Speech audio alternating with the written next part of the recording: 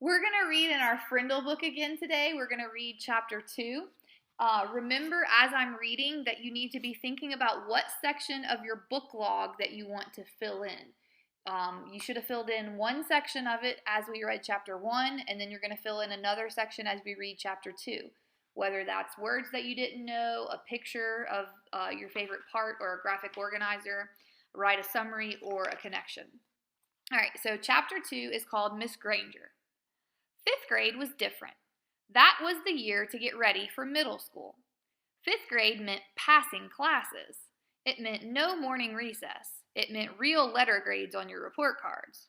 But most of all, it meant Miss Granger. There were about 150 kids in fifth grade, and there were 7 fifth grade teachers. 2 math, 2 science, 2 social studies, but only 1 language arts teacher.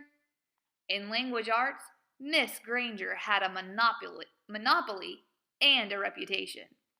Now, you might have heard of Monopoly the game before, but it says Miss Granger had a monopoly and a reputation. Does that mean she had a Monopoly game?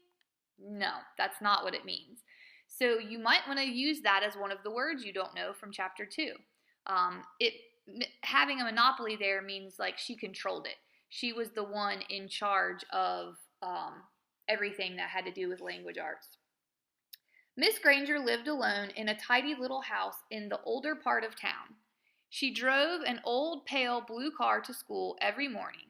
Rain or shine, snow or sleet, hail or wind. She had a perfect attendance record that stretched back further than anyone could remember. Her hair was almost white, swept away from her face and up into something like a nest on the back of her head. Unlike some of the younger women teachers, she never wore pants to school. She had 2 skirt and jacket outfits, her gray uniform, her blue uniform, which she always wore over a white shirt with a little camo pin at the neck. And Miss Granger was one of those people who never sweats. It had to be over 90 degrees before she even took off her jacket. She was as small as teachers go. There were even some 5th graders who were taller, but Miss Granger seemed like a giant. It was her eyes that did it. They were dark gray, and if she turned them on full power, they could make you feel like a speck of dust. Her eyes could twinkle and laugh too, and the kids said she could crack really funny jokes. But it wasn't the jokes that made her famous. Everyone was sure that Miss Granger had X-ray vision. Don't even think about chewing a piece of gum within 50 feet of her. If you did, Miss Granger would see you and catch you and make you stick that gum onto a bright yellow index card. Then she would safety pin the card to the front of your shirt, and you'd have to wear it for the rest of the school day. After that, you had to take it home and have your mom or dad sign the card and bring it back to Miss Granger the next day. And it didn't matter to Miss Granger if you weren't in 5th grade, because the way she saw it, sooner or later you would be. All the kids at Lincoln Elementary School knew that at the end of the line, 5th grade, Miss Granger would be the one grading their spelling test and their reading test, and worst of all, their vocabulary test. Week after week, month after month. Every language arts teacher in the world enjoys making kids use the dictionary. Check your spelling, check that definition, check those syllable breaks. But Miss Granger didn't just enjoy the dictionary, she loved the dictionary, almost worshipped it. Her weekly vocabulary list was 35 words long, sometimes longer. Maybe you have a connection to that. Did you ever have a teacher like that who really loved vocabulary or gave you really long vocabulary lists or spelling lists? Here's a picture of Miss Granger. As if that wasn't bad enough, there was a word for the day on the blackboard every morning.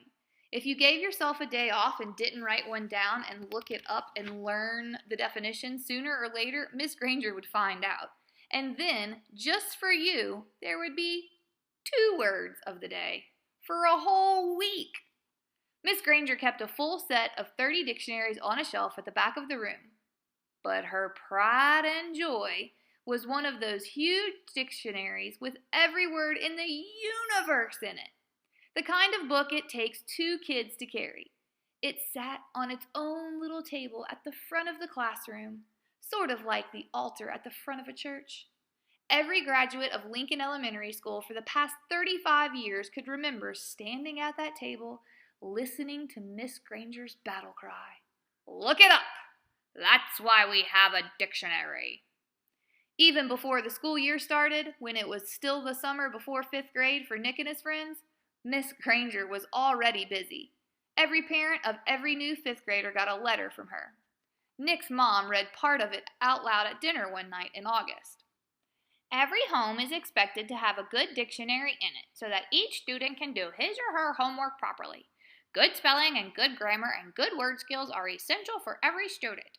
Clear thinking requires a command of the English language, and 5th grade is the ideal time for every girl and boy to acquire an expanded vocabulary."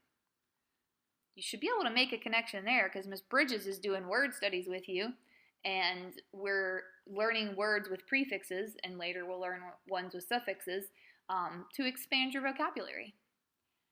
And then there was a list of the dictionaries that Miss Granger thought would be acceptable for home study. Miss Allen said it was so nice to have a teacher who takes her work this seriously. Nick groaned and tried to enjoy the rest of his hamburger, but even watermelon for dessert didn't cheer him up. Nick had no particular use for the dictionary. He liked words a lot, and he was good at using them, but he figured that he got all the words he needed just by reading, and he read all the time. When Nick ran into a word he didn't know, he asked his brother or his dad or whoever was handy what it meant, and if they knew, they'd tell him. But not Miss Granger. He had heard all about her, and he had seen 5th graders in the library last year, noses stuck in their dictionaries, frantically trying to finish their vocabulary sheets before English class. It was still a week before school, and Nick already felt like 5th grade was going to be a very long year. Make sure that you pick one section of your book log to fill out, whether that's words you didn't know, making connections, the summary where you write a summary, or where you use a graphic organizer or a picture to write something that you remember from the book or from the chapter. That was chapter 2, so make sure you write chapter 2 at the top of whatever section you decide to do where it says number of pages. Write the book title, which is Frindle. The author is Andrew Clements, and make sure you write today's date.